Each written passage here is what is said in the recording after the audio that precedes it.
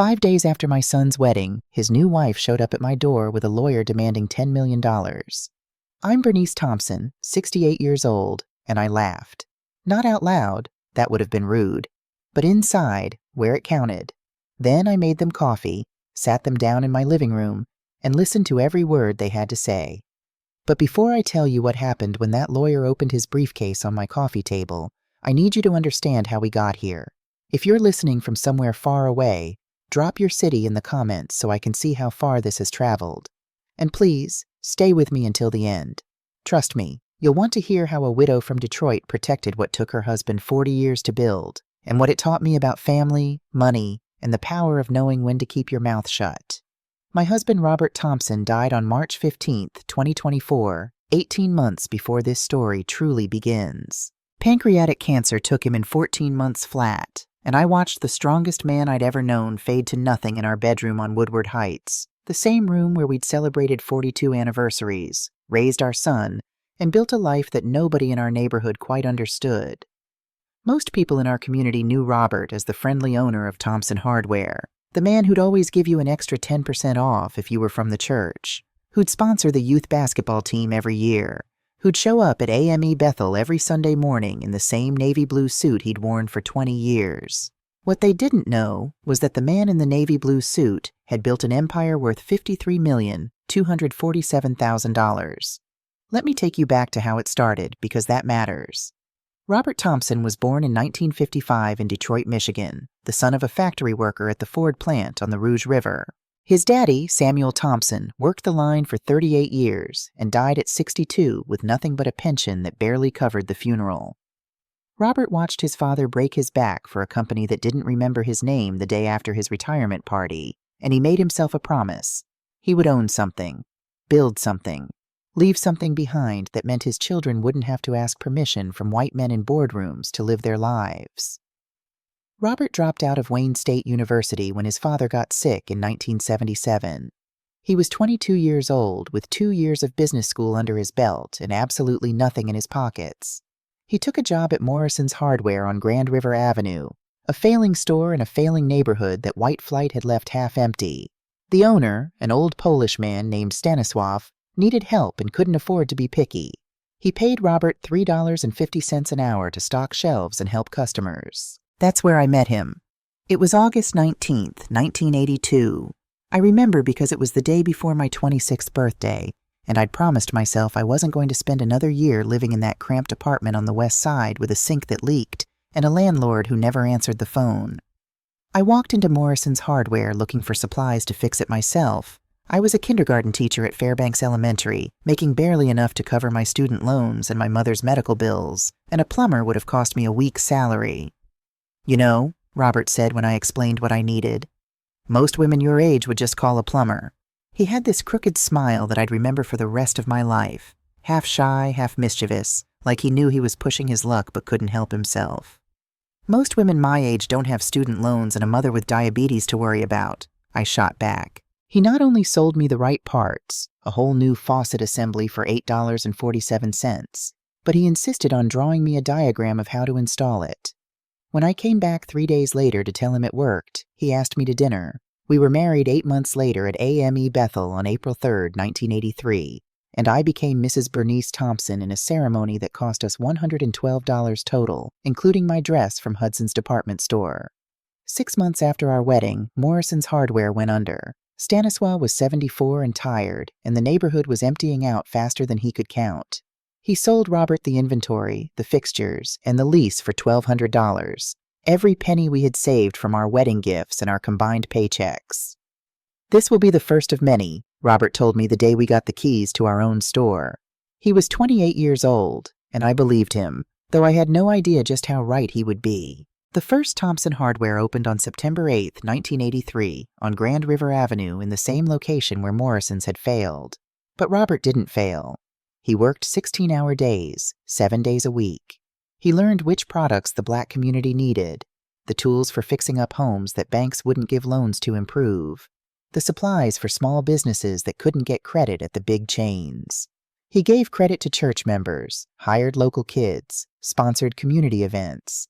He made Thompson Hardware a place where black folks felt welcome and respected, where their money was valued, where they weren't followed around the aisles like criminals. By 1988, we had 3 stores. By 1995, we had 8 across Detroit, Dearborn, and Pontiac. By 2005, when Robert was 50 years old, Thompson Hardware had 23 locations across Michigan, Ohio, and Indiana. Through it all, we lived modestly. We bought a 4-bedroom house on Woodward Heights in 1985 for $43,000, and we never moved. We drove sensible cars. Robert kept his 1991 Buick LeSabre running until 2018, and I drove a 2007 Honda Accord that still runs today. We took 1 vacation a year, usually to visit my sister in Atlanta or Robert's cousin in Chicago. We ate Sunday dinner at home, attended church every week, and lived well below our means. Money should work for you, not the other way around, Robert always said. Flash your cash and you attract the wrong kind of people. Build in silence, and you build something that lasts.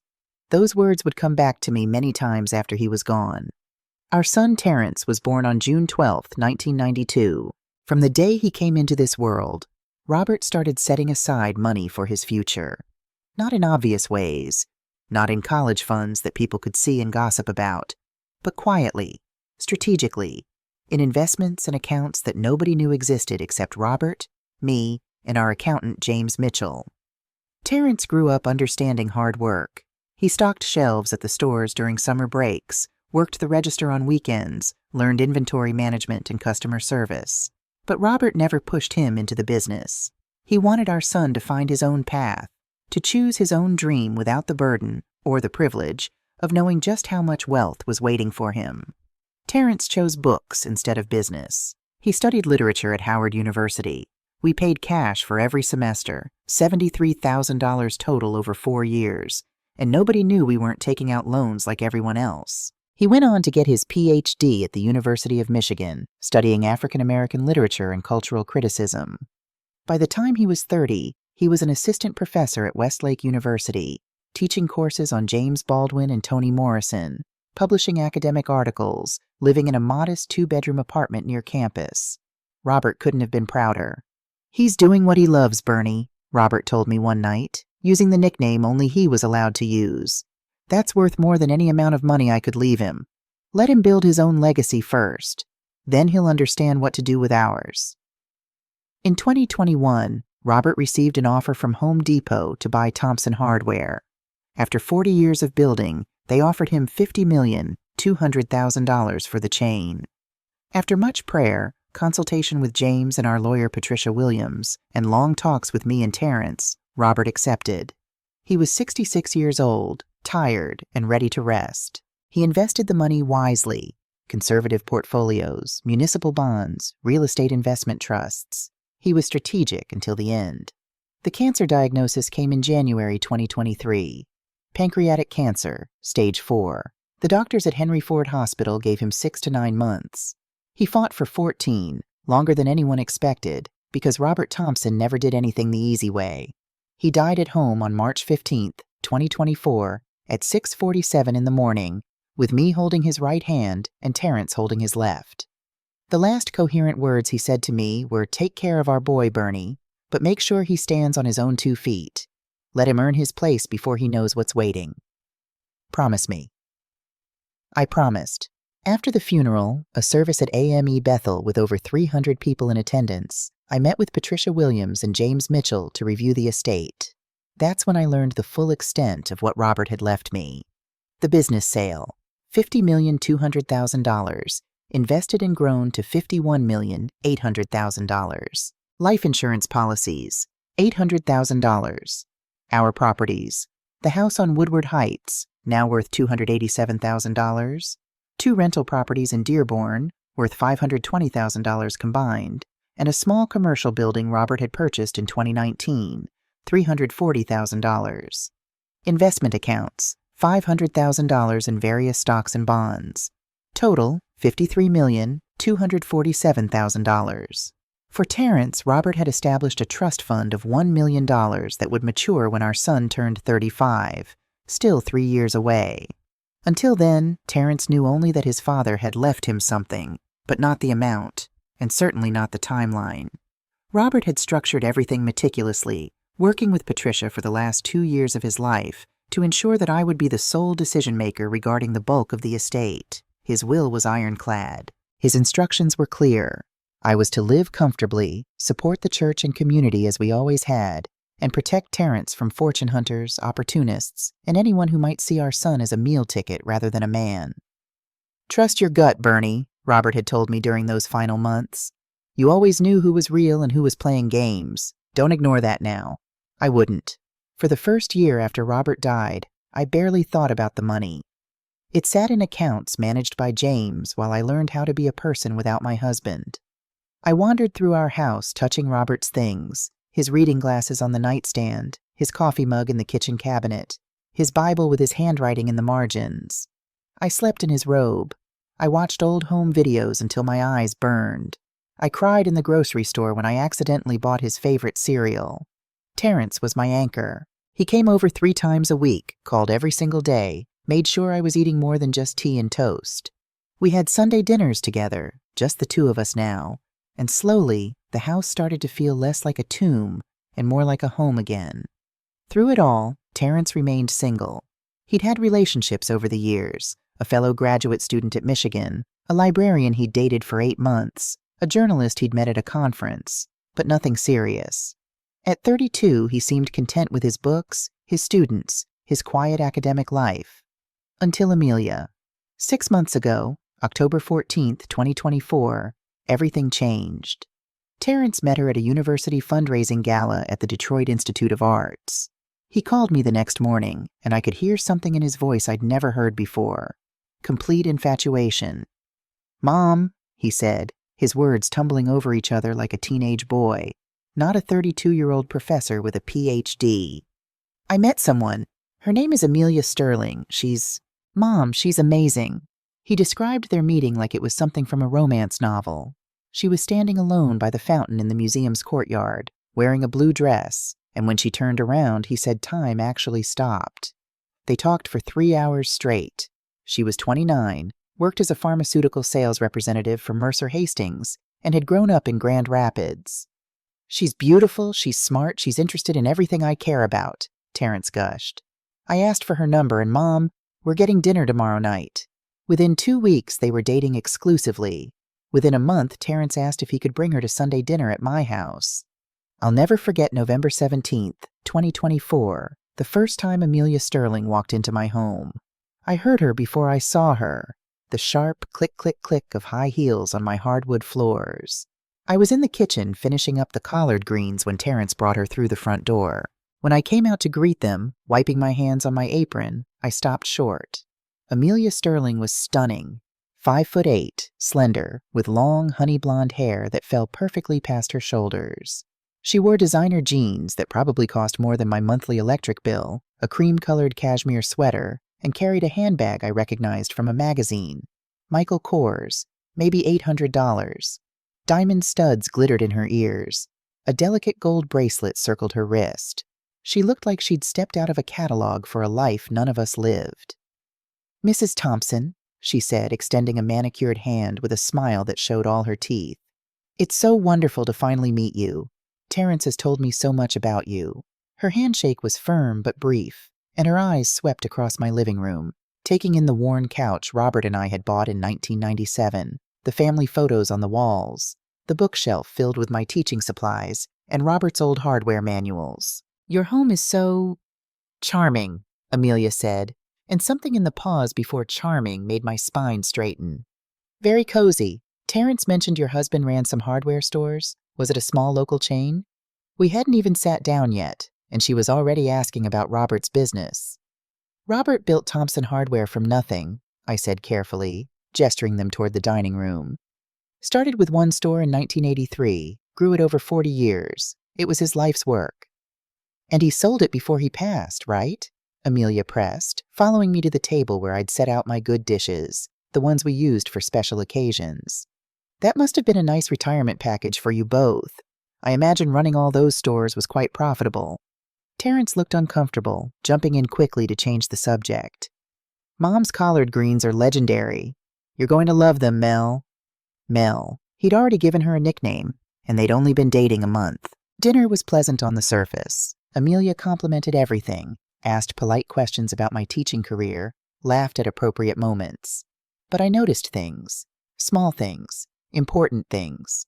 She asked 3 more times about Robert's business in different ways. How many stores did you say he had?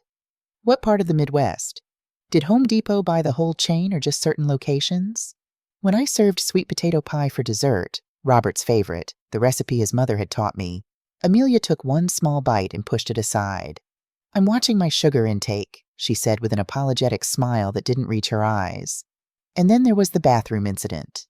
After dinner, while Terrence and I washed dishes, our tradition, the one thing he'd insisted on keeping even as an adult, Amelia excused herself to use the restroom. The one in the hallway, right near the kitchen. She was gone for 23 minutes. When she finally returned, I noticed my bedroom door was slightly ajar. I always keep it closed, always have, even when Robert was alive. It's a habit from my teaching days when I wanted to keep my professional life and private life separate. But now it was open about 3 inches, and I could see from where I stood at the sink that something was different about the room, though I couldn't put my finger on what. After they left that night, Terrence walking Amelia to her car, a silver Audi A4 that looked brand new, I went to my bedroom. Nothing was obviously disturbed, but my jewelry box on the dresser was turned slightly, just a few degrees off from where I always kept it. The drawer of Robert's nightstand, where I still kept his reading glasses and his wallet, wasn't quite flush. Someone had been looking through my things. I remembered Robert's words, spoken so many times over our 42 years together. "Trust your gut, Bernie. It knows things before your head catches up." My gut was sending me warning signals about Amelia Sterling that I couldn't ignore. But I also saw how Terrence looked at her, like she hung the moon and stars, and I remembered another piece of Robert's wisdom. Let the boy make his own choices. We can guide, but we can't live his life for him. So I kept my observations to myself, filed them away in the back of my mind, and watched. Carefully. The changes in Terrence started small, then grew impossible to ignore. My son had always been careful with money, not cheap, but conscious. He drove a 2016 Honda Civic with 147,000 miles on it. He bought his clothes at Macy's during sales. He packed his lunch for campus 4 days a week. Robert and I had raised him to understand that just because you have money doesn't mean you spend it foolishly. But 2 months after meeting Amelia, everything shifted.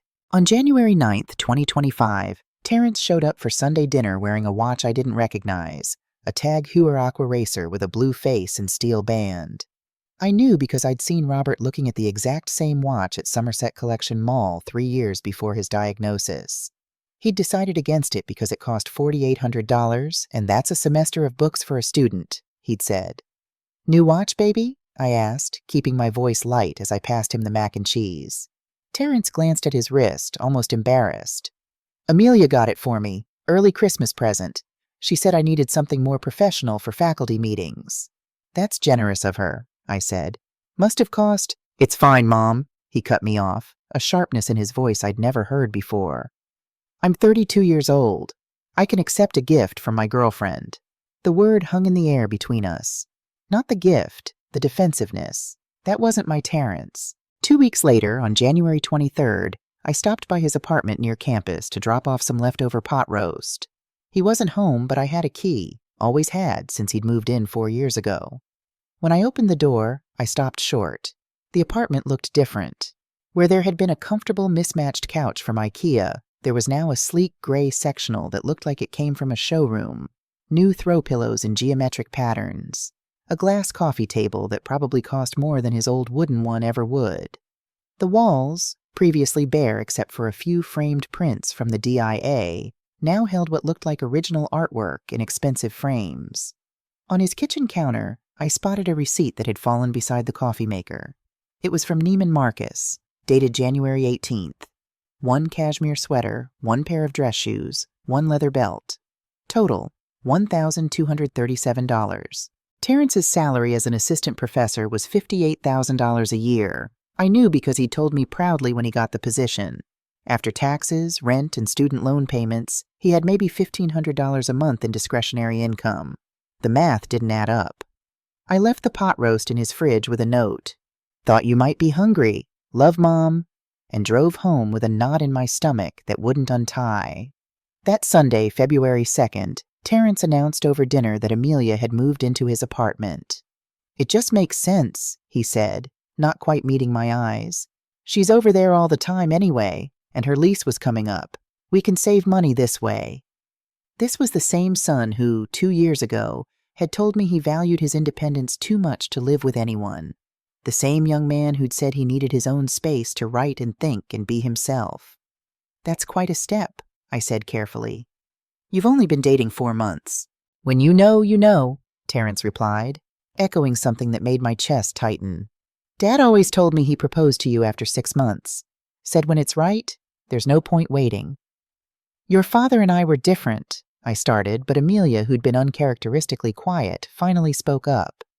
"Different how?" she asked, her voice sweet but with something underneath it. Something I couldn't quite name. "Because you were younger? Or because times were different?" "Both," I said honestly. "And because we built everything from nothing together. We were partners from day one, equal in every way." Something flickered across Amelia's face. Irritation maybe, or calculation. But it was gone so fast I almost thought I'd imagined it. The money conversation started after that. On February 16th, Terrence called me with a question that made my warning bells ring louder than ever. "Mom, I need to ask you something about Dad's estate." I was in my garden, pruning the roses Robert and I had planted for our 20th anniversary. I set down my shears and gave him my full attention. "What is it, baby?" "How much did Dad leave you? Approximately?" 30 seconds of silence stretched between us. I chose my words carefully. "Your father made sure I'd be comfortable." "Why do you ask?" "Amelia and I were talking about the future, about maybe buying a house eventually, and she pointed out that Dad had a successful business. She wondered if maybe you might be able to help us with a down payment someday. Not now, but eventually." My hand tightened on the phone. "Terrence, your father left you a trust fund. You know that. It matures when you're 35. "I know, but that's 3 years away, and Amelia thinks—" "What does Amelia think?" I interrupted, unable to help myself. "She thinks that if Dad left you well off, it would make sense for you to help your only child while you're alive, rather than making us wait for an inheritance that could be decades away. She says most parents want to see their children enjoy the benefits of family wealth." I closed my eyes. There it was. Family wealth. Not your father's hard work. Not what your dad built. Family wealth, as if it belonged to everyone equally, as if Amelia had any claim to what Robert Thompson had spent 40 years creating. "Your father had very specific ideas about money and independence," I said slowly. "He wanted you to build your own life first, to stand on your own feet, to understand the value of what you earn yourself. That's why the trust has conditions and a timeline." "But Mom—" "Terrence Michael Thompson. I used his full name, the way I had when he was a child and needed to hear truth. I love you more than my own life. You know that. But I'm going to honor your father's wishes about how he wanted his legacy handled. When the time is right, you'll understand why." After we hung up, I sat in my garden for a long time, Robert's roses nodding in the February wind. Then I called my best friend Shirley Washington. Shirley and I had taught together at Fairbanks Elementary for 22 years before we both retired. She'd known Robert since before we were married, had been in our wedding, had held Terrence when he was born. She was also one of only 3 people who knew the full extent of my financial situation, the other 2 being James Mitchell and Patricia Williams. "Girl, I need to talk," I said when she answered. 30 minutes later, we were sitting in her kitchen on Livernois, and I was telling her everything. The watch, the apartment changes, the receipts, the questions about money. "Shirley, am I being paranoid? Am I just a suspicious old woman who can't let her son grow up?" Shirley, who'd been stirring her tea thoughtfully, set down her spoon and looked at me with those sharp eyes that had terrified 2 generations of kindergarteners. "Bernie Thompson, in all the years I've known you, you've never been paranoid about anything. If your gut is telling you something's wrong, something's wrong. The question is, what are you going to do about it?" "Robert told me to let Terrence make his own choices." "Robert also told you to protect the boy. Sometimes protecting means letting them fall, and sometimes it means catching them before they hit the ground. You need to figure out which this is." I drove home that night with more questions than answers. But one thing became crystal clear over the following weeks. Amelia Sterling was very interested in the Thompson family finances, and she wasn't being subtle about it anymore. The engagement announcement came on February 28, 2025, exactly 4 months and 14 days after Terrence and Amelia had met at the DIA gala. Terrence called me at 9:15 in the morning, his voice a mixture of excitement and something else I couldn't identify, something that sounded almost like panic. "Mom, I have news. Can you sit down?" I was already sitting, drinking my morning coffee at the kitchen table where Robert and I had shared 42 years of breakfasts. "What is it, baby?" "I proposed to Amelia last night. We're getting married." The coffee mug stopped halfway to my lips. "Married? When?" "April 12th. We're thinking a spring wedding, something simple, just close family and friends." 6 weeks away. They were planning a wedding in 6 weeks. "Terrence, that's wonderful, sweetheart," I said, forcing warmth into my voice while my mind raced. "Have you two talked about everything? Marriage is a big step." "We love each other, Mom. When you know, you know." There it was again, that phrase that was starting to sound like a mantra. "Listen, we're actually hoping to come by this weekend to talk about wedding plans. Maybe Saturday afternoon?" They arrived on Saturday, March 1st, at 2 p.m. I'd made lemonade and set out some cookies, trying to be the supportive mother, even as every instinct I had screamed warnings I couldn't yet articulate. Amelia had brought a binder, a 3-ring binder, organized with tabs and printouts and photographs clipped from magazines. She spread it across my dining room table like a general planning a military campaign. "So," she began, her smile bright and businesslike, "we've been doing some research, and we think the Grand Lakeside Hotel would be perfect. It's elegant, it has great views of the water, and they have an opening on April 12th. I knew the Grand Lakeside Hotel. It was the most expensive venue in the Detroit metro area, the kind of place where auto executives held retirement parties and CEOs celebrated milestone anniversaries. "That sounds lovely," I said carefully. "What does something like that cost?" Amelia flipped through her binder to a page filled with numbers. "The venue rental is $12,000 for the day, including tables and chairs. Then there's catering. We're thinking the premium package with the filet mignon and Chilean sea bass, which is $175 per person. We're planning for 150 guests, so that's $26,250. My hand froze on my lemonade glass. $26,000 for dinner. She continued, seemingly oblivious to my reaction. "Then there's the photographer. We found someone who shoots for Detroit Magazine, $3,500 for 8 hours. Flowers from Blossoms of Birmingham. We're thinking orchids and roses flown in from Ecuador, about $8,000. My dress from Kleinfeld's in New York?" "You're going to New York for a dress?" I interrupted. "It's my dream, Mrs. Thompson," Amelia said, and for the first time I heard something genuine in her voice. Or maybe it just sounded genuine. "I've always wanted a Kleinfeld dress. They're between $8,000 and $15,000, depending on the designer. And Terrence needs a custom tuxedo from Hugo Boss, about $2,500. Then there's the cake, the DJ, the bar service, invitations, a videographer." She slid a final spreadsheet across the table. At the bottom, highlighted in yellow, was a number that made my breath catch. $71,500. $71,500. For one day. I looked at Terrence, who was studying the table like it held the secrets of the universe. His jaw was tight, and a muscle twitched near his eye. A tell he'd had since childhood that meant he was deeply uncomfortable, but didn't know how to say so. "That's quite an investment for a simple wedding," I said, keeping my voice neutral. "Well, we only plan to do this once," Amelia said with a light laugh. "And really, compared to what most couples spend nowadays, this is quite reasonable. The national average is $33,000, and we're only a bit more than double that." Only a bit more than double, as if that made it reasonable. "And how are you planning to finance this?" I asked directly. Amelia's smile didn't falter. "We were hoping you might consider it a wedding gift. Traditionally, the bride's family pays, but my parents—" She paused delicately. "They're in a difficult financial position right now. Dad's been out of work, and Mom's health hasn't been great. So we thought, given that your late husband left you comfortable, you might want to help your son celebrate this milestone."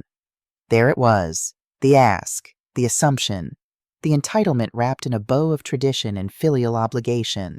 I looked at Terrence again. "Is this what you want, baby? A $70,000 wedding?" He finally met my eyes, And in that moment, I saw my son, really saw him, for the first time in months. He looked exhausted, trapped, like he'd been running so fast he'd forgotten how to stop. "I want to marry Amelia," he said quietly. "The wedding details. I want her to be happy." I made a decision in that moment, one that Robert's voice in my head agreed with. I would give enough to seem generous, but not so much that it encouraged more asks. I would draw a line in the sand and see how they reacted. "I can contribute $20,000 toward the wedding," I said. "That's my gift to you both." The temperature in the room dropped 10 degrees. Amelia's smile became fixed, artificial. "$20,000. That's generous, but we were really hoping you might cover the full amount. After all, Terrence is your only child, and from what he's told me about the hardware business, his father must have left you with significant resources." "My financial situation is my business," I said more sharply than I'd intended. "$20,000 is what I'm comfortable offering. You'll need to adjust your plans or find another way to cover the difference." Terrence stood up abruptly. "We should go. We have another meeting with the florist. Thank you, Mom, for the contribution. We appreciate it." But Amelia wasn't done. As she gathered her binder, she looked at me with eyes that had gone cold, calculating. "You know, most mothers want to give their children the best start possible, especially mothers who've been blessed with financial security. It's just the loving thing to do." After they left, I sat at my dining table for an hour, staring at the spreadsheet Amelia had conveniently left behind. Every line item was highlighted, every cost justified, every expectation laid out in black and white. At the bottom, in smaller print, I noticed something I'd missed before, a note that read "Honeymoon, Bali, First Class, 4 Seasons. $18,000, TBD. $18,000 for a honeymoon they hadn't even asked about yet. I picked up my phone and called Patricia Williams.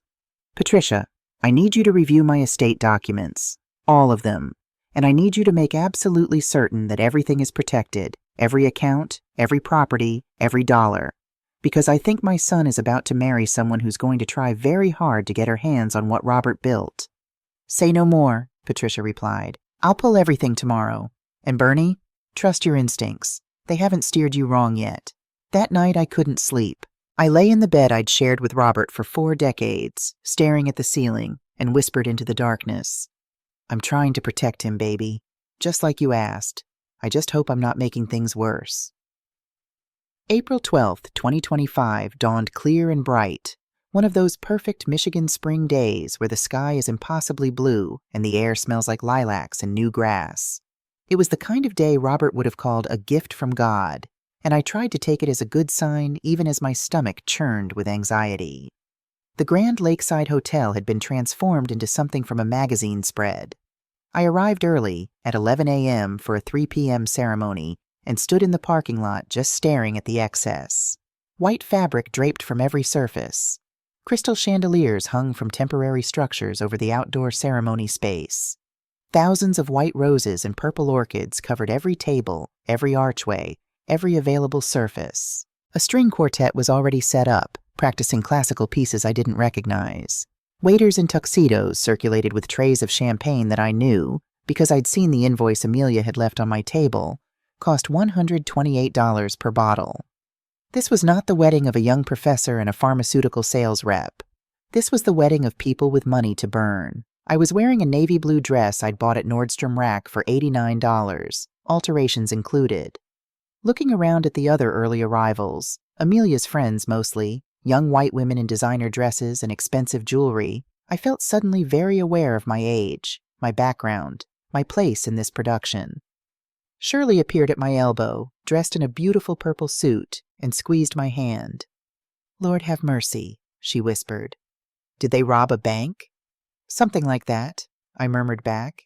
The ceremony itself was beautiful in the way that very expensive things tend to be beautiful. Polished, perfect, utterly without soul. Terrence stood at the altar in his Hugo Boss tuxedo, looking handsome and miserable in equal measure. When Amelia walked down the aisle in her Kleinfeld dress, a stunning white mermaid gown with a cathedral train that must have cost every penny of $15,000, I watched my son's face carefully. He didn't look like a man in love. He looked like a man who'd gone too far to turn back. The vows were traditional, recited by an officiant who'd clearly never met either of them. When the minister said, "You may kiss the bride," and Terence leaned in to kiss his new wife, Amelia turned her face at the last moment so that his lips caught her cheek instead. But she smiled brilliantly for the photographer, who captured the moment from 3 different angles. At the reception, I was seated at the family table, me, Shirley, and Amelia's parents, Frank and Carol Sterling. This was my first time meeting them, and within 5 minutes, I understood that Amelia had lied about why they weren't contributing to the wedding. Carol Sterling was a pleasant woman in her late 50s, wearing a JCPenney dress and shoes from Payless. She looked around the Grand Lakeside Hotel ballroom with wide, uncomfortable eyes, clearly overwhelmed by the opulence. "This is all so fancy," she whispered to me after we'd been introduced. "We told Amelia we could contribute $5,000 toward the wedding, but she said not to worry about it, that she had it covered. I had no idea she meant this." "How did she cover it?" I asked carefully. Frank Sterling, who'd already downed 2 glasses of champagne, leaned across the table. "Credit cards, I'd imagine. Our Amelia's always been good at living beyond her means. When she told us about Terence, about his family background, I have to admit we were concerned she might be rushing things." "His family background?" I repeated. Carol glanced around, then lowered her voice. She mentioned his father owned a successful business. She seemed quite focused on that fact when describing him to us. We worried she might be interested in the wrong things." Before I could respond, the DJ announced the couple's entrance, and the conversation was cut short by applause and music. I watched my son and his new wife dance their first dance to a song I didn't recognize. I watched Amelia work the room during dinner, making sure every moment was photographed, every angle captured. I watched her toast and thank me specifically for my generous contribution, with an emphasis on generous, that made it clear to everyone listening that it wasn't nearly generous enough. And I watched Terence drink 4 glasses of wine during dinner, then 2 more at the bar during the dancing. My son, who normally nursed a single beer over an entire evening, was getting drunk at his own wedding. At 9:30 p.m., during a quiet moment when most guests were on the dance floor, I found Terence alone at the bar, ordering his 7th drink of the night. "Baby," I said softly, touching his arm. "You okay?" He looked at me with eyes that were slightly unfocused, and for a moment, just one moment, the mask he'd been wearing for months cracked open. "Mom," he said, his voice thick, "I need to tell you something. About Amelia. About all of this. I think I made a "There you are, darling!" Amelia appeared at his side as if summoned, her hand sliding possessively through his arm. "The photographer wants sunset photos by the lake. We need to go now, or we'll lose the light." The moment was gone. Terence gave me an apologetic look and let himself be led away, and I stood at the bar alone, my heart pounding with what he'd almost said. I think I made a mistake. I left the reception at 10 p.m., exhausted and heartsick. As I walked to my car in the parking lot, I passed the hotel's loading dock and saw Amelia standing near a service entrance, phone pressed to her ear, her back to me. I should have kept walking, but something in her posture, tense, furtive, made me stop behind a delivery van where I couldn't be seen. "It's done," she was saying, her voice low but carrying in the quiet night. "The wedding's perfect, everyone's impressed, and I'm officially Mrs. Thompson now. Next step is getting access to the family money." My blood ran cold. I know, she continued. "The old lady only gave us $20,000, but that's because she doesn't know I know how much there really is. Terence has no clue his father sold that business for millions. Once we're back from Bali, I'll work on her directly. She can't take it with her, and why should we wait for an inheritance when she could be helping us now?" She laughed, a cold, calculating sound that bore no resemblance to the charming laugh she'd used during dinner. "Trust me, within 6 months we'll have access to at least a few million. These old black women, they always cave when you guilt them about helping their grandchildren. I'll be pregnant by Christmas, and then she'll have no choice." I pressed my hand to my mouth to keep from gasping. Every suspicion, every warning bell, every instinct I'd had about this woman had just been confirmed in brutal detail. Amelia hung up and walked back toward the reception, her wedding dress trailing behind her like a white flag of victory. I stood in the shadows for a long time, my mind racing. Then I got in my car, drove straight home, and called Patricia Williams on her cell phone. "Patricia, it's Bernie. I need an emergency meeting, Monday morning, first thing. I need to protect every single asset I have, and I need to do it now. I'll be at your house at 8 a.m., Patricia said without hesitation. Don't worry, Bernie. We'll protect what Robert built. After I hung up, I sat in my living room in the darkness, looking at the wedding photo from my own wedding, me and Robert, young and broke and so full of hope, standing outside AME Bethel in our $112 outfits. I heard her, baby, I whispered to Robert's image. I know what she is now, and I'm going to protect our boy, just like you asked. I promise you that. The next 5 days would change everything. 5 days after the wedding, on April 17th, 2025, I was in my garden at 10:30 in the morning, tending to Robert's roses. The spring sunshine was warm on my back, and I was carefully pruning dead branches, finding peace in the familiar ritual, when I heard tires on my gravel driveway. Looking up, I saw a black Mercedes-Benz S-Class, the kind that costs $90,000, parking beside my modest 2007 Honda Accord. My stomach dropped even before Amelia stepped out of the passenger side. She was dressed for business. White pantsuit, designer sunglasses, her hair pulled back in a severe bun. But what made my blood run cold was the man who emerged from the driver's side, a white man in his 50s, wearing an expensive suit and carrying a leather briefcase, his face arranged in an expression of practiced neutrality. Terrence was nowhere to be seen. "Amelia," I said, removing my gardening gloves and walking toward them. "This is a surprise. I thought you and Terrence were in Bali until next week." "Change of plans," she said without elaborating. "Bernice, this is Albert Wright. He's our family financial advisor. We need to talk to you about something important." Our family financial advisor. They'd been married less than a week. "I see," I said calmly, though my heart was pounding. "Why don't you come inside? I can make some coffee." In my living room, the same room where Amelia had first asked about Robert's business 6 months ago, I served coffee that neither of them touched. Albert Wright opened his briefcase and removed several documents, laying them on my coffee table with the precision of someone who'd done this many times before. "Mrs. Thompson," he began in a tone that managed to be both respectful and condescending, "Amelia has consulted me about a matter of family finances that we believe needs addressing promptly." "Where is Terrence?" I asked Amelia directly. "He's meeting with a realtor about a property we're interested in," she replied smoothly. "He sends his regards, but thought this conversation might be easier without him present." That didn't sound like my son at all. Albert cleared his throat. "Mrs. Thompson, it has come to our attention that following your husband's passing, you inherited approximately $53 million from the sale of Thompson Hardware and other investments." The precise figure, $53 million, sent a chill through me. I had never shared that number with anyone outside of James, Patricia, and Shirley. Not even Terrence knew the exact amount. "And how exactly did this information come to your attention?" I asked, keeping my voice steady. Amelia leaned forward, her mask of politeness still in place. "Terrence found some of his father's old business papers in storage. The sale figures were documented there. We were quite surprised to learn the extent of the family wealth, especially given your modest lifestyle." Another lie. Robert had been meticulous about destroying sensitive documents. There were no papers in storage for Terrence to find.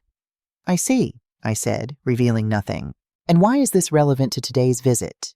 Albert pushed a document toward me. "Mrs. Thompson, we've prepared a reasonable proposal. Given that Terrence is your only son and the sole heir to the Thompson family legacy, we believe he should have access to a portion of these funds now, rather than waiting for an inheritance that could be decades away." He slid a second page across the table. At the top, in bold letters, it read, "Proposed Asset Distribution Agreement." Below that, "Initial transfer to Terrence M. Thompson, $10 million. Monthly living allowance, $25,000. Purpose, home purchase, debt clearance, investment establishment, family planning. $10 million, $25,000 every month." "This is quite presumptuous," I said quietly. Amelia's pleasant facade cracked slightly. "Is it? You're sitting on a fortune while your son struggles on a professor's salary. Terrence and I want to start our lives properly. Buy a real home, not some cramped apartment near campus. Maybe start a family. What kind of mother hoards wealth when she could be helping her child?" "The kind of mother who honors her husband's wishes," I replied. Robert had very specific plans for how his legacy should be handled. Albert's voice hardened. Mrs. Thompson, at your age, there are legitimate concerns about your capacity to manage such significant assets. If we were to explore legal options, a court might look favorably on claims that you're not acting in the family's best interest. Additionally, he paused meaningfully. Questions could be raised about whether you unduly influenced your husband during his final illness. They were threatening me, threatening to declare me incompetent or accuse me of manipulating my dying husband, all to get their hands on Robert's life's work. I stood up slowly, decision made. I think this conversation is over. I'm going to have to ask you both to leave my home. You're making a mistake, Amelia said, standing as well. Her voice had gone cold, all pretense of sweetness evaporated. Terrence will be devastated to learn how little you care about his future, how you'd rather sit on your dead husband's money than help your living son. I doubt that very much, I said. In fact, I wonder if Terrence knows you're here at all. Amelia's eyes narrowed dangerously. Of course he does. This was his idea. The lie was so transparent it almost made me laugh. Then I'll discuss it with him directly when he returns from Bali, I said, opening my front door. Until then, I have nothing more to say to either of you. Albert gathered his papers, looking uncomfortable for the first time. As they walked to the Mercedes, Amelia turned back, her expression now openly hostile. This isn't over, Bernice. You can share what's rightfully ours now, or you can lose your son forever. The choice is yours. After they left, I sat in Robert's favorite chair, trembling with anger and fear. Not fear for myself or even for the money, fear for Terrence. If Amelia was willing to go this far after less than a week of marriage, what else was she capable of? I picked up my phone and called Patricia Williams.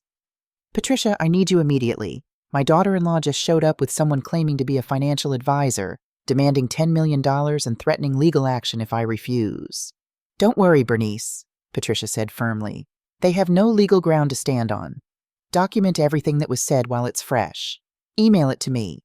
And don't communicate with either of them again until I tell you it's safe. My next call was to James Mitchell, alerting him to freeze any possibility of unauthorized access to my accounts. Then I sat down and typed out every word of the conversation, every threat, every demand. When I finished, it was 12:47 p.m., and I felt exhausted, as if I'd aged 10 years in 2 hours. At 1:15 p.m., my doorbell rang again. When I opened the door, I found Terrence standing on my porch, looking haggard and nothing like a man who should have been on his honeymoon. His eyes were bloodshot with dark circles beneath them, his clothes rumpled as if he'd slept in them. He wasn't in Bali. He was here. Mom, he said, his voice breaking. Can I come in? I pulled him into a hug before ushering him inside. Up close, he looked even worse. A shadow of the confident professor who'd stood at the altar just days ago. Baby, what happened? Amelia said you were meeting with a realtor. She lied, Terrence interrupted, slumping into a chair at my kitchen table. Mom, I need to tell you everything. And I need you to know that I had no idea about today. I swear to you. I put on the kettle for tea, our ritual, and sat across from him. Start from the beginning. We came back from Bali yesterday. Amelia said she had a work emergency, but that wasn't true. When she came back to our apartment last night, she was furious. She said you'd been cruel and dismissive when she stopped by to check on you. Terrence, she didn't stop by to check on me. She came with a lawyer demanding $10 million and monthly payments of $25,000. She said it was your idea. My son's face crumpled. I had no idea, Mom. I swear, but I should have. God, I should have seen this coming. What do you mean? He pulled out his phone with shaking hands. Things have been strange since the wedding. On our first night in Bali, Amelia started talking about looking at houses in Birmingham or Bloomfield Hills, places that cost $2–3 million. When I told her we couldn't afford anything like that, she laughed and said not to worry, that family money would take care of it. My hands tightened around my tea mug. Then I caught her going through my laptop, looking at old files from Dad's study that I'd scanned years ago. When I asked what she was doing, she got defensive, said she was just trying to learn about the family business. He looked up at me, shame written across his face. The next morning, I woke up early and found her on the phone with someone, discussing asset transfers and estate access. When she saw me, she hung up immediately. Did you confront her? I tried. She denied everything, said I was being paranoid and ruining our honeymoon. But Mom, He scrolled through his phone and turned it toward me. I started paying attention. Really paying attention. These are texts between Amelia and her friend Vanessa, her maid of honor. I read the messages on the screen, each one worse than the last. Got him to propose. Wedding next month. Mother-in-law still playing poor, but we know the truth. Coming soon. Need to push for house money right after wedding. Strike while emotional connection is high. Jackson's clueless about family wealth. Once married, legal rights kick in. Lawyer says estate planning can be challenged. But the most damning message was from 2 weeks before the wedding. Did full background research. Thompson Hardware sold to Home Depot for $50 million in 2021. Father died 2024, everything to widow. Jackson doesn't know shit. Once we're married, that money is ours too. Just need to play the long game. She researched us, I said slowly. Before you even met. It's worse than that. Terrence pulled up something else on his phone, a screenshot of a receipt. I found this in her email trash this morning. Mom, she hired a private investigator 2 weeks after we met. Got a full report on our family. Dad's business sale, the estate value, property holdings, everything. The receipt was from Midwest Investigative Services, dated October 28, 2024, 2 weeks after the DIA gala. Total cost, $2,847. The gala where you met, I said, pieces clicking into place. Terrence, where exactly did you meet her that night? By the fountain in the courtyard. She was standing alone, and when she turned around, he stopped, understanding dawning in his eyes. Oh God, she wasn't there by chance, was she? I don't think so, baby. I think she knew you'd be there. I think she planned the whole thing. We sat in silence for a moment, the weight of the truth settling over us both. I'm such an idiot, Terrence finally said. I'm a professor. I teach students to think critically, to question narratives, to see through manipulation, and I fell for the oldest con in the book. You fell in love, I said gently. Or you fell for what you thought was love. That's not idiocy. That's being human. What do I do now? I reached across the table and took his hand. Now we protect what your father built, and we make sure Amelia Sterling, or whatever her real name is, doesn't get a single dollar that she didn't earn honestly. Patricia Williams arrived at my house at 4:30 p.m. with a folder that would change everything. She'd spent the afternoon doing what she should have done months ago, running a comprehensive background check on Amelia Sterling.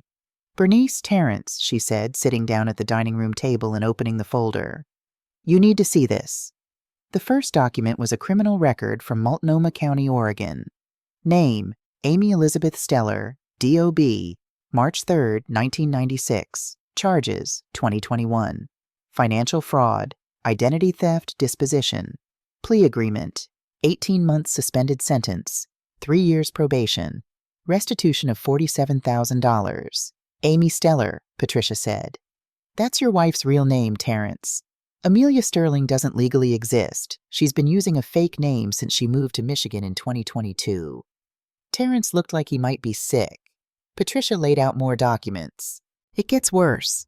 Amy Steller has been married twice before. Marriage number 1, 2019. James Hendricks, 62-year-old widower from Portland. Married after 4 months of dating. Divorced 8 months later. Settlement, $180,000. Marriage number 2, 2021. Douglas Kearney, 67-year-old retired Boeing executive. Married after 5 months. Annulled after 6 months when his children proved financial manipulation. No settlement. She has a pattern, Patricia continued. She targets men who've recently lost their wives or are from wealthy families. She uses different versions of her name. Amy Sterling, Melanie Steller, Amelia Stone. She researches her targets extensively, creates chance encounters, moves fast, and pushes for immediate financial access. She laid out another document, an investigative report from a private detective in Seattle. This investigator was hired by Douglas Kearney's daughter. According to his findings, Amy Steller works with her cousin, a disbarred lawyer named Albert Wright. They're a team. He provides legal cover and intimidation. She provides the charm and manipulation. They've been doing this since at least 2018. I thought of Albert Wright's briefcase, his polished presentation, his threats about my competency. He threatened to have me declared incompetent this morning. Which is exactly what he did to 2 other elderly parents, Patricia said grimly. In both cases, the families settled to avoid the publicity and expense of fighting. Amy walked away with hundreds of thousands. Terrence stood up abruptly and walked to the window, his back to us. I could see his shoulders shaking. There's one more thing, Patricia said softly. Amy Steller was released from supervised probation on September 30th, 2024. 2 weeks later, she was at that DIA gala where she accidentally met Terrence. She targeted me the second she was legally able to con again, Terrence said, his voice hollow. Everything was a lie, every moment, every word, every touch, all of it. I went to him, put my hand on his shoulder. Not everything. Your father's love was real. My love is real. What she did doesn't change who you are. He turned to me, tears streaming down his face. How do we stop her? Patricia closed the folder. We call the police. Marriage obtained through fraud is voidable. Add in the fake identity, the criminal history she didn't disclose, the conspiracy with Albert Wright, and we have a case. But Terrence, you need to be prepared. This is going to get ugly. I don't care, my son said, wiping his eyes. I want her to face what she's done, not just to me, to all of us, to every family she's hurt. 3 days later, on April 20th, 2025, we set the trap. Patricia arranged for Amelia to come to my house under the pretense that I'd reconsidered and wanted to discuss a financial arrangement. Terrence called her himself, his voice carefully neutral. Mom wants to talk. She's ready to be reasonable. Amelia arrived at 6 p.m. in her silver Audi, alone this time. She walked into my living room with confidence, already counting her victory. What she didn't know was that Detective Maria Rodriguez from the Detroit Police Department's Financial Crimes Unit was in my kitchen, listening to every word. Or that Patricia had prepared a complete legal package documenting every lie, every manipulation, every fraud. Bernice, Amelia said, sitting down on my couch like she owned it. I'm glad you've come to your senses. Terrence and I just want what's fair. Let's start with your real name, Amy, Terrence interrupted. The color drained from her face. What? Patricia stepped forward from the hallway, holding her folder. Amy Elizabeth Steller, born March 3, 1996 in Eugene, Oregon. Convicted of financial fraud in 2021. Married twice before under various names. Currently under investigation for marriage fraud and conspiracy. Amelia stood looking for the door, but Detective Rodriguez emerged from the kitchen, badge displayed. Sit down, Ms. Steller. For the first time since I'd met her, Amelia looked genuinely afraid. This is a misunderstanding. It's not, Patricia said, laying out documents one by one on my coffee table. Here's your criminal record. Here are the marriage certificates from your previous marriages. Here's the receipt showing you hired a private investigator to research the Thompson family. Here are text messages proving you planned this entire relationship as a con. Here's documentation that Albert Wright is your cousin and co-conspirator, not a licensed financial advisor. Each document landed like a bomb. Amelia's eyes darted from one to the next, her mind visibly racing for an escape that didn't exist. You targeted my son the moment you were released from probation, I said, standing to face her directly. You researched our family, staged your meeting at that gala, manipulated him into a rushed marriage, and then tried to extort millions from a widow. Did you really think we wouldn't find out? Amelia's mask finally shattered completely. Gone was the sweet daughter-in-law, the charming girlfriend, the perfect bride. What remained was cold calculation mixed with desperate anger. You people act so righteous, she spat, sitting on millions while others struggle. Your husband made his fortune and then what? Kept it all for himself? I'm just trying to get mine by lying and stealing, Terrence said, his voice hard. There's a word for that, Amelia, or Amy, or whatever your real name is. Detective Rodriguez stepped forward. Ms. Steller, you're not under arrest tonight, but you are under investigation for marriage fraud, conspiracy to commit fraud, identity theft, and extortion. I strongly suggest you retain legitimate legal counsel, and don't leave the state. Patricia handed Amelia a legal document. These are annulment papers. The marriage is being declared void due to fraud. You have 72 hours to vacate Terrence's apartment and remove all your belongings. Any attempt to access Thompson family assets will result in immediate legal action. Amelia looked at Terrence one last time, perhaps hoping to see doubt or weakness. Instead, she saw her biggest miscalculation staring back, A man who'd learned exactly who she was and chosen truth over lies. "You'll regret this," she said as she grabbed her purse. "All of you. The only regret here," I replied quietly, "is yours. Because you could have built something real. Instead, you tried to steal something you could never earn." After she left, escorted to her car by Detective Rodriguez, the three of us sat in my living room in stunned silence. "It's really over," Terrence finally said. "Not quite yet," Patricia replied. "But we've won the first battle." August 15th, 2025. I was sitting on my back porch at 7 a.m., drinking coffee and watching the sunrise paint my garden gold, when Terrence arrived with pastries from our favorite bakery. This had become our new Thursday morning ritual over the past 6 months. Breakfast together, just talking, rebuilding what Amelia had nearly destroyed. The annulment had been granted on May 18th, declaring the marriage legally void as if it had never happened. Amy Steller had pleaded guilty to reduced charges in July, marriage fraud and identity theft, receiving 18 months in federal prison and ordered to pay restitution to her previous victims. Albert Wright got 3 years and permanent disbarment. But the real healing had been in what came after. Terrence had thrown himself into therapy, into his work, into rebuilding his sense of self. He'd published an academic article about financial predators that had gained attention in both scholarly and mainstream media. He'd started volunteering with the Detroit Financial Literacy Coalition, teaching young adults how to protect themselves from the kind of manipulation he'd fallen victim to. "Mom," he said, biting into a cinnamon roll, "I've been thinking about Dad's trust fund, the one that matures when I turn 35 next year." "What about it?" "I want to do something meaningful with it. Something Dad would be proud of." I smiled, remembering a conversation I'd had with Patricia and James 2 months ago. "Funny you should mention that. I have something to show you." I led Terrence into Robert's study, a room I'd left largely untouched since his death. On the desk were documents I'd been preparing for months, waiting for the right moment.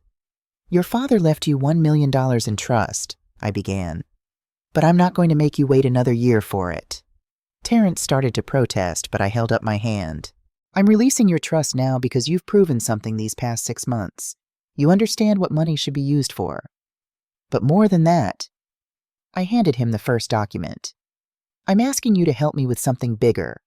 He read the papers, his eyes widening. "The Robert Thompson Legacy Foundation?" $25 million, I said, "from my inheritance, to be run by both of us together. Your father built wealth so we could build power, not power over people, but power to lift them up." The foundation's mission was clear: supporting Black entrepreneurs with small business loans, funding scholarships for first-generation HBCU students, and providing financial literacy programs throughout Detroit and beyond. "Mom, this is incredible." "You'll be the executive director," I continued. "Eventually full-time when you're ready. James will manage the investments. Patricia handles the legal side, and we'll build a board of people from the community who understand what we're trying to do." Terrence's eyes filled with tears. "Dad would love this. Your father always said money should work for you, not the other way around. Well, now our money is going to work for our community, for people who need the same chance he got when he bought that first hardware store." We sat in Robert's study for hours that morning, planning, dreaming, building something that would last long after we were both gone. The foundation launched publicly on September 8th, 2025, exactly 42 years to the day after Robert opened the first Thompson Hardware. Our first round of grants went to 15 Black-owned small businesses. Our first scholarship sent 20 students to HBCUs. By December, we'd provided financial literacy training to over 300 families. Terrence had found his purpose, and I had found a way to honor Robert that felt truer than simply holding on to money neither of us needed. December 10th, 2025. The foundation was hosting our winter celebration at the Northwest Activities Center, showing the community the impact we'd made in our first 3 months. 200 people filled the room: grant recipients, scholarship students, board members, volunteers, and supporters. Terrence was on stage, giving a speech about his father's legacy, and I was standing near the back, watching with pride, when the door opened. Amy Steller walked in. She'd been released from federal custody 3 days earlier on good behavior. I'd known this from Detective Rodriguez, who'd kept me informed. But I hadn't expected her here. Not tonight. Security moved toward her immediately, but I held up my hand. Wait. Amy looked different. No designer clothes, no perfect hair and makeup.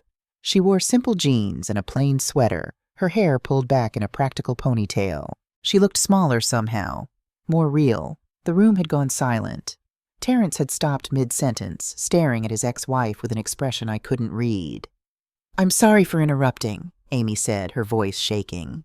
"I don't expect forgiveness. I came to say what I should have said 9 months ago." She looked directly at Terrence. "I was wrong. Completely, utterly wrong. Everything I did to you, to your family, to everyone I've hurt. There's no excuse. I spent 6 months in prison and in therapy, really looking at my life and my choices. And I realized I wasn't stealing money. I was stealing something more valuable. Connection, trust, family. Things I never had and didn't know how to earn honestly." Tears ran down her face. Real tears this time, not the manufactured ones I'd seen before. "I came here tonight because I wanted you to see what you inspired. I enrolled in community college 2 weeks ago, psychology degree. I want to help people like me before they become who I was. I want to work with women in prison, help them understand the patterns that got them there." She turned to me. "Mrs. Thompson, you saw through me from day one. You protected your family with wisdom I didn't understand until it was too late. I'm sorry for disrespecting your husband's legacy, for trying to take what you earned through 40 years of love and work." The room was absolutely silent. Everyone waited to see what I would do. I thought of Robert, of his voice in my head saying what he'd said so many times. Hurt people, Bernie, and healed people, heal people. I walked toward Amy slowly. She flinched slightly, perhaps expecting anger or harsh words. Instead, I said, "What you did was unforgivable, but I'm going to forgive you anyway." Her eyes widened in shock. "Not for you," I continued. "For me, for my son, for our peace. Because holding on to anger would poison everything your father built." I gestured around the room at the foundation we'd created. "This work is about breaking cycles. Poverty, yes, but also pain, also revenge, also the belief that some people are beyond redemption." I paused, making a decision that surprised even myself. "When you finish your degree, if you're serious about this path, come talk to us about consulting, teaching people how to protect themselves from the kind of predator you were, helping others recognize the red flags you showed us." Amy broke down completely, shoulders shaking with genuine remorse. "I don't deserve that." "No," I agreed. "You don't. But grace isn't about deserving. It's about choosing something better than what you were given." Terrence had joined us now, standing beside me. He looked at Amy with clear eyes, no longer seeing a woman he'd loved, but a person who'd made devastating choices and was trying, maybe, to make different ones. "If you're serious," he said quietly, "prove it, not to us, but to yourself. Build something real this time." Amy nodded, unable to speak. She left quietly a few moments later, and the celebration resumed, but something had shifted in the room. Everyone had witnessed not just forgiveness, but the kind of grace that creates real change. Later that night, Terrence asked me, "How did you do that? How did you forgive her?" "Your father taught me that holding on to bitterness is like drinking poison and expecting the other person to die. Amy already faced legal consequences. What she needs now is a chance to become someone different. Maybe she will. Maybe she won't. But either way, we're free." 1 year later, April 12th, 2026, the anniversary of what would have been Terrence and Amy's wedding day. Instead of dwelling on that painful memory, we were at Woodlawn Cemetery, standing at Robert's grave. It had become our tradition, Terrence, me, and now Jasmine Williams. Jasmine was a high school history teacher Terrence had met at one of our foundation's financial literacy workshops. She'd been there as a volunteer, teaching students about the history of Black wealth building in America. They dated slowly, carefully, for 8 months before Terrence introduced us. She knew everything about the foundation, about Amy, about our family situation from the very beginning. When I met her, the first thing she'd asked about was my teaching career, not Robert's business. The second thing was whether I'd tried her grandmother's pound cake recipe, which she promised to share. She drove a 2012 Toyota Camry with 200,000 miles and was saving for a down payment on a modest house in Ferndale. This was what real love looked like. "Dad," Terrence said, placing fresh flowers on the grave, "I brought someone to meet you. Her name is Jasmine, and I think you'd like her. She believes in building things slowly, earning what you have, and leaving the world better than you found it." Jasmine squeezed his hand, tears in her eyes. She'd never met Robert, but understood exactly what he'd meant to us. "The foundation awarded 73 grants this year," I added, talking to Robert like he was still right there with us. "Sent 218 students to college. Helped 491 families learn to manage their money better. Your legacy isn't just alive, baby. It's multiplying." After we left the cemetery, we drove to the Foundation's new office on Grand River Avenue, less than a mile from where the first Thompson Hardware had stood 43 years ago. The circle was complete. That evening, I sat in Robert's study, writing in the journal I'd kept since his death. I wrote about Amy's transformation. She'd graduated with her associate degree and was now working at a women's correctional facility, running financial literacy workshops. We'd hired her as a consultant for 3 sessions, teaching people to recognize the warning signs she'd used on Terrence. I wrote about Terrence, who'd been promoted to associate professor and was planning to propose to Jasmine next month. He'd already asked me for advice on rings, making sure to choose something meaningful rather than expensive. I wrote about the foundation, about the lives we'd touched, about the generational wealth we were helping families build the right way. But mostly, I wrote to Robert. "You told me to keep quiet about the inheritance, baby, to let Terrence make his own mistakes but be ready to catch him. I did what you asked, and it saved us both. The silence protected us when words would have failed. It gave us time to see who people really were. And when the truth came out, it came out on our terms, not theirs. $53 million. That's what people thought this story was about. But you and I both know the real inheritance wasn't money. It was wisdom. The wisdom to wait. The wisdom to watch. The wisdom to forgive without forgetting. The wisdom to build something that lasts longer than any bank account. You built an empire from nothing. But what I'm most proud of is what you taught me. That real wealth is measured in character, not cash. In community, not possessions. In legacy, not luxuries. Our boy is going to be fine, better than fine. He's going to be the man you raised him to be. And together, we're making sure your 40 years of work becomes 40 generations of hope. I miss you every day, but I hear you in every decision I make, see you in every choice Terrence makes, feel you in every life this foundation touches. We kept our promise, baby. We protected our boy. We honored your legacy. And we did it your way, with patience, wisdom, and love. Thank you for teaching me that some inheritances are counted in dollars, but the best ones are counted in dignity." I closed the journal and looked at Robert's photograph on the desk. That crooked smile, those knowing eyes, that quiet strength that had carried us through 42 years together. "Good night, baby," I whispered. "Until tomorrow." Through the window, I could see the lights of Detroit stretching into the distance, the city where Robert had built his dream, where I'd raised our son, where we were now building something that would outlast us both.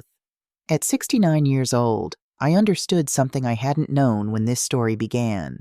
Inheritance isn't something you receive once and hold on to forever. It's something you steward, grow, and pass forward. Robert gave me $53 million, but what he really gave me was the wisdom to know that keeping silent sometimes speaks louder than any words. And that wisdom, that was worth more than any amount of money in the world.